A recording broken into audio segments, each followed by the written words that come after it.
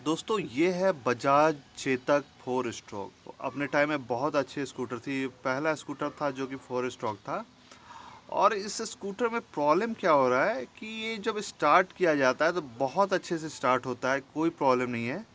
एक किक में स्टार्ट होता है ये। उसके बाद ये रन भी बहुत अच्छा करता है, बहुत अच्छा स्मूथ, कोई मिसफायर नहीं, कुछ नहीं। बहुत अच्छा ये रन करता है।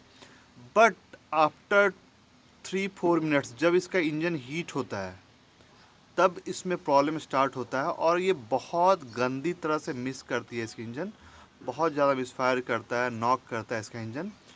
तो आइए इसे स्टार्ट करते हैं और देखते हैं कि एक्चुअल प्रॉब्लम इसमें है क्या।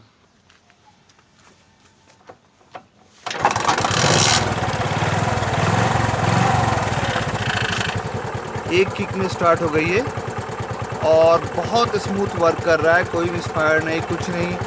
और अगर मैं इंजन को रेस भी करूँगा तब भी ये स्मूथली वर्क कर रहा है, देखिए इस तरह से।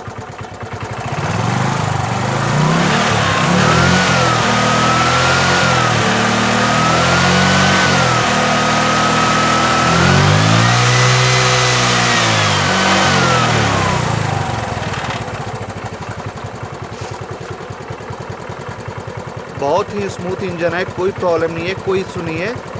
अब इसे हम लोग 3-4 मिनट इसी तरह आइडलिंग पे छोड़ देते हैं, उसके बाद इसे देखेंगे कैसा ये बिहेव करता है।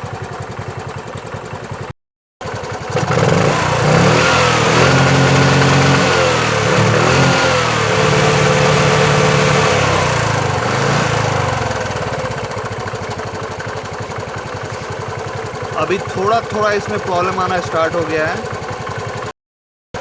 ऑलमोस्ट 7 मिनट्स हो चुका है और अभी इसे हम लोग रेस करके देखेंगे।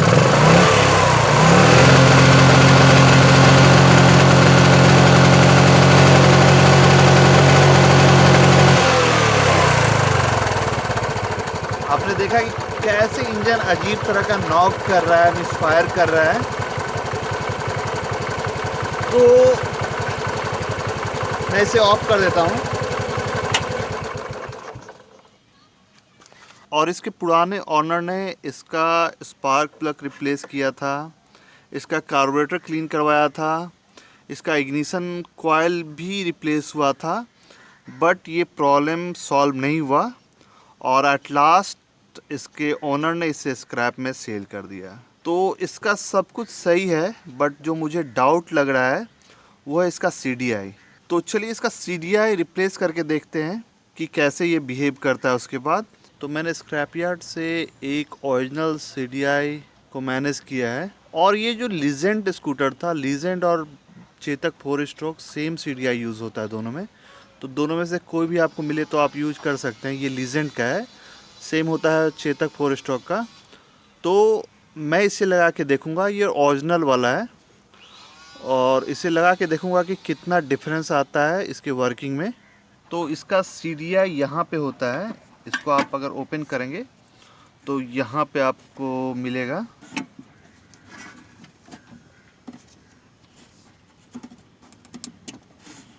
ये ओल्ड हम लोग निकाल लेंगे और इसमें न्यू इंस्टॉल करेंगे। ये ओल्ड आ गया बाहर और ये हमारा न्यू है। नंबर ऑफ पिन सेम रहता है और इससे हम लोग इंस्टॉल करके देखेंगे। ये देखिए,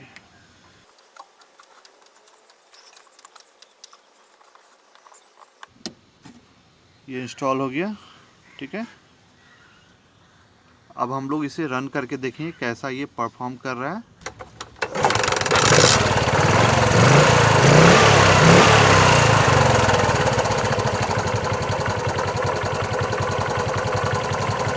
सिंगल किक में स्टार्ट हो गया, जो कि पहले भी होता था।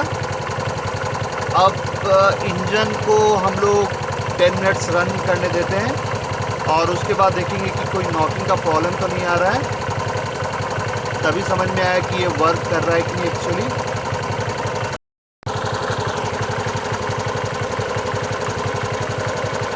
तो ये मोर देन 10 मिनट्स वर्क कर चुका है और अभी इसमें कोई प्रॉब्लम मुझे नहीं दिख रहा है। और इसके इंजन को हम लोग रेस करके देखेंगे कि कहीं फिर से कोई नॉकिंग का तो प्रॉब्लम नहीं रह गया।